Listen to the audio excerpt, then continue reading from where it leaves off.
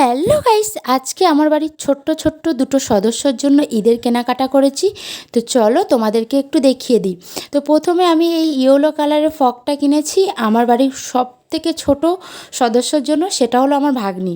তো আমার ভাগ্নিকে খুব মিষ্টি দেখতে এবং খুবই ছোট, তার বয়স 6 মাস। আর এটা পরলে তাকে খুব সুন্দর লাগবে।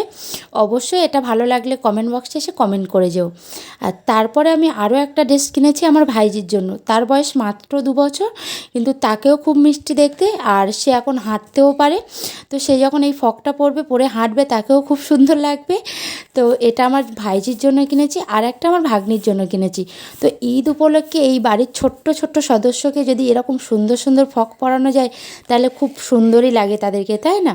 আর সবথেকে ইম্পর্ট্যান্ট হলো যে আমার ভাইজি আর ভাগ্নি দুজনেই আমার খুব কাছে, আর আমি দুজনকে খুবই ভালোবাসি।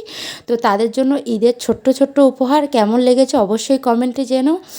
আর আজকের ছোট্ট মিনি ব্লগটা তোমাদেরকে একটু শেয়ার করলাম। বাই।